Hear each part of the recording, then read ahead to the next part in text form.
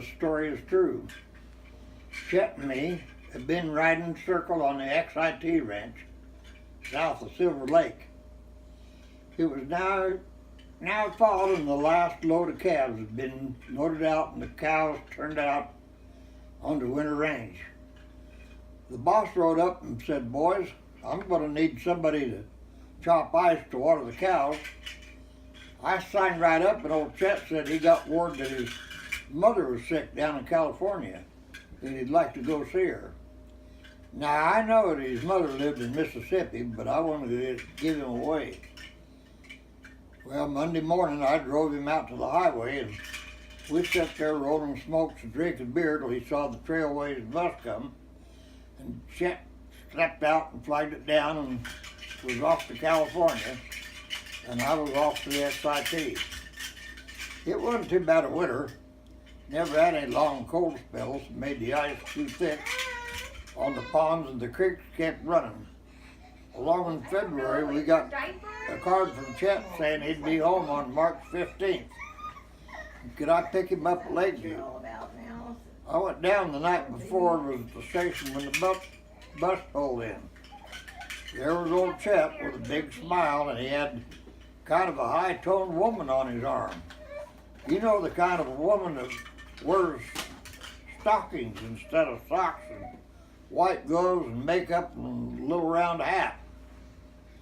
That wasn't the strangest thing about this lady, though. She had a little monkey on her shoulder. He had a collar around his middle with a chain and wore a diaper. Chet said her name was Sarah and the monkey's name was Joe, and they were coming to the XIT to stay a while. We loaded up their luggage and started out. This monkey was a knowledge that as no one on the ranch had ever seen a live one, except Rocky, who had been up to the zoo at Portland to see the elephant he'd heard so much about. He said the elephant was a big, gray, wrinkled, kind of round like a haystack. He said the elephant had a tail on both ends, and with one of them he was picking up bunches of hay, and you should see where he was stuffing it. I had one too many beers, though.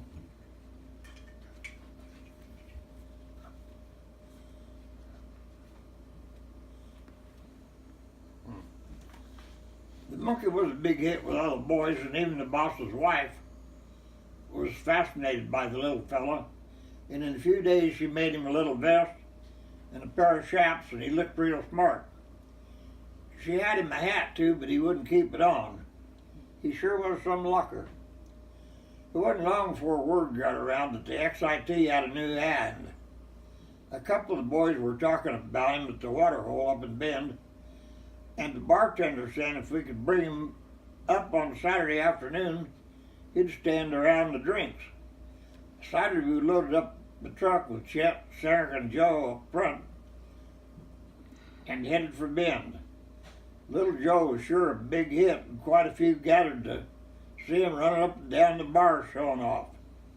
After a couple of hours, it got pretty smelly wherever Joe went. Chet hooked his long chain onto Joe's collar and took him outside to change his diaper. It just so happened there was a city cop sitting out front, and as Chet went by, Joe jumped up in the open window to the back of the seat, then to the steering wheel, and then to the back seat where he pulled off his diaper and started wiping his bottom on the back seat. There stood Chet with the other end of that chain.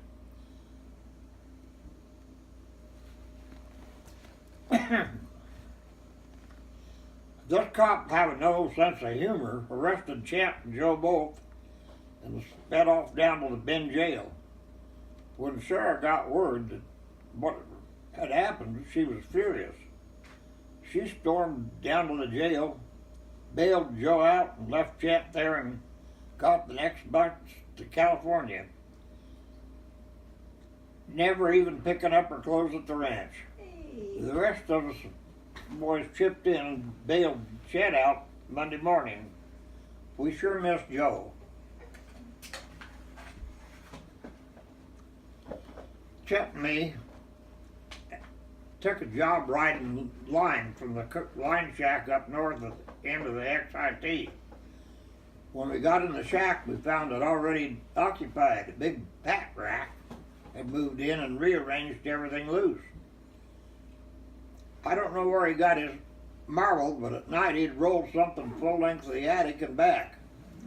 One night we heard him in the kitchen, and we both grabbed our rifles and lit the lamp, and there he was sticking his head out behind the water bucket.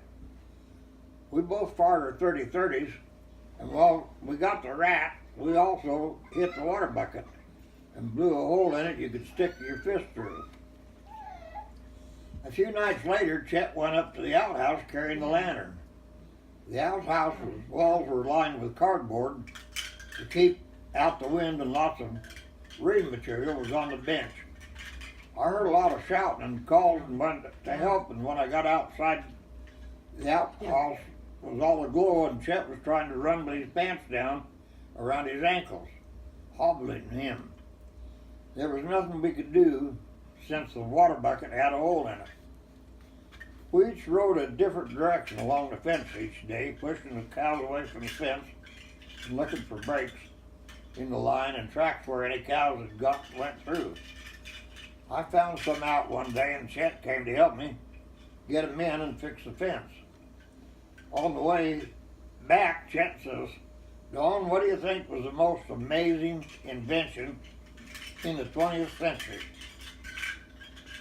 Chet's a deep thinker, you see. I thought a while, and I said, well, that fellow who invented the artificial heart must be it. Chet says, that's pretty amazing, but it wasn't the winner. Well, I said, it must be the putting a man on the moon and getting him home safe. That must be it.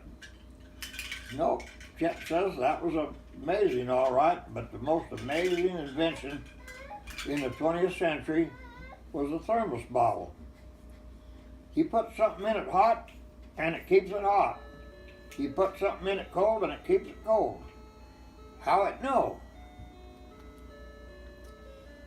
The summer and fall went slow after Thanksgiving. We went to Bend for a few days.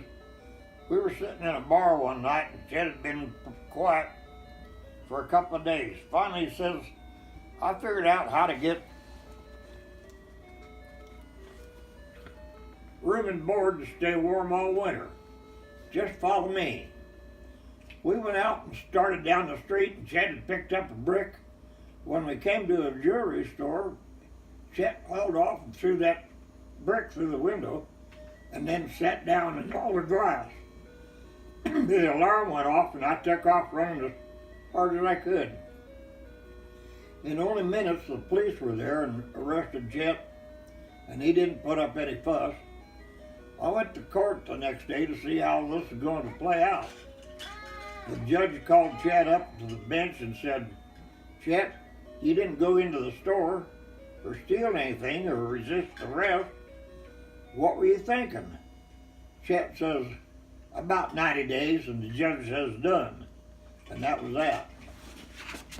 I was looking forward to March when Chet would get out, and here he came with that big stupid grin and asked the boss could he have his job back. The boss said he'd have to think about it a while. Finally he come around and said, Chet, I got a job to do that I really don't like, and if you'll do it for me, you'll get your job back. I want you to shoot my old cow dog. He's 13 years old with arthritis and cataracts in both eyes and is blind, but I just hate to do it. I knew Chet would hate to do it too, but to get his job back, and it needed to be done. He was over in the shop when they saw a box marked dynamite, and a fool idea struck.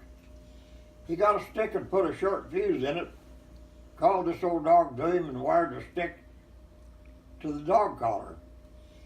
It looked like it would work, but when he lit the fuse, it started sputtering, and the old dog twisted loose and ran it under the front porch.